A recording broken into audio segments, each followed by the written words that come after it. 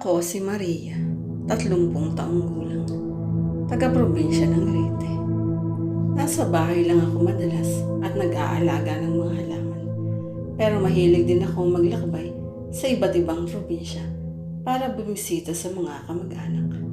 Isa sa mga hindi ko malilimutang karanasan ay nang magbakasyon ako sa bayan ng Santa Rosario, kung saan nakilala ko ang magkapatid na albularyo na sina Mang Temyong at Aling Biring. Dito rin nagsimula ang nakakakilabot pero hindi ko malilimutang kwento ng kambal na kanilang kinupo. Isang hapon, habang kumakain kami ng merienda sa lumang bahay ni Mang Temyong, may kumatok sa pintuan. Pagbukas ni Aling Biring, 2 batang magkapatid na halos magkapareho ng mukha ang nakita namin. Basang-basa sila at nanginginig, parang galing sa ulan kahit mainit ang panahon. Ang sabi ng batang lalaki, "Kuya, ate, pwede po ba kaming makitulog kahit isang gabi lang? Wala po kaming matutuluyan." Nagtinginan sina Mang Temyong at Aling Biring. Kilala sila sa buong bayan bilang magaling na manggagamot at mabait sa mga taong walang matuluyan. Kaya agad silang pinapasok at pinakain. Habang kumakain ang kambal, napansin ko na pareho silang may kakaibang mata, kulay abuhin at parang kumikislap kapag natatamaan ng ilaw. Napalunok ako dahil ramdam kong may kakaiba sa kanila. Sabi ni Mang Temyong, "Mga bata, taga saan ba kayo? At bakit kayo napatpat dito?" Tahimik lang ang kambal. Maya-maya nagsalita ang batang babae. "Galing po kami sa kabilang isla, pero wala na po kaming pamilya." Gabi na nang tuluyan silang nagpahinga sa maliit na kwarto sa tabi ng kusina. Pero bandang 12:00 ng gabi, nagising ako sa kakaibang tunog. Parang may kumakalusko sa bubong, tapos may mahihinang yapak sa labas. Lumabas ako ng kwarto at nakita ko magising din si Aling Biring.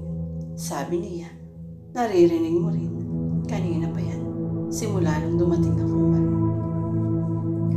Biglang bumukas ang pinto sa kusina at nakita namin nakatayo ang kambal. Nakangiti sila pero malamig ang titig. Dahan-dahan silang lumapit at nagsabi, "May dumating para sa amin." Bago pa kami makapagsalita, umihip ang malamig na hangin at natanggal ang isang kandila sa lamesa. Nagdilim ang buong bahay. Agad kumilos si Mang Temyong. Kumuha ng bote ng langis at mga tuyong dahon na may amoy na parang insenso. Sinindihan niya ito at kumalat ang mabangong usok sa buong bahay. Sabi niya, "Hindi kayo basta-basta mga bata. Ano ang pakay ninyo dito?" Tumahimik ang kambal, pero napansin namin nagbabago ang anyo ng kanilang anino sa dingding. Humahaba, lumalaki at parang may sungay at pakpak. Naglakad si Aling Biring papalapit. Hawak ang isang maliit na kahon na puno ng lumang papel at butil ng asin.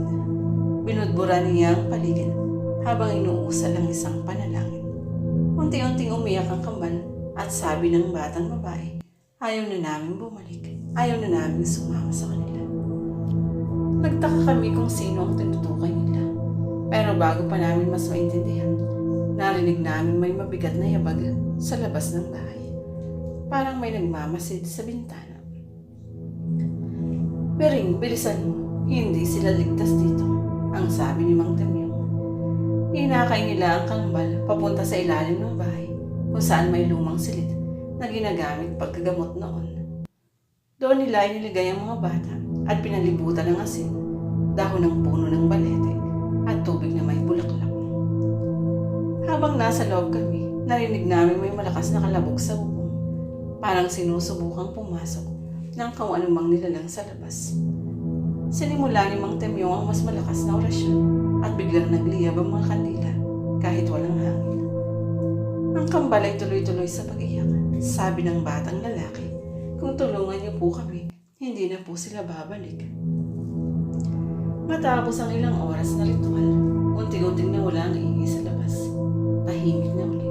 Pero sa malayo, narinig namin may humahagikik na boses na parang babae na unti-unting naglaho. Kinabukasan, inamin ng kambal na matagal na silang Pinaglalaroan ng mga nilalang na mahilig sa laman ng tao. Palipat-lipat sila ng lugar para makatakas. Pero lagi silang natutuntun hanggang nakasarating sila sa bayan ni Mang Temyong. Mula noon, kinupkup na sila ng magkapatid na albularyo. Ginawa silang parang tunay na anak. Tinuruan silang magdasal at gumamit ng mga halamang gamot para protektahan ng sarili. Lumipas ang ilang buwan at unti-unti nang bumalik ang kulay at sigla ng kambal. Hindi na sila inaaligiran ng masasamang presensya. Sa tuwing naaalakal ako ang gabi ngayon, naiisip ko na hindi lahat ng kwento ng takot ay mauuwi sa masama. Minsan, nagiging daan ito para may masagip na buhay.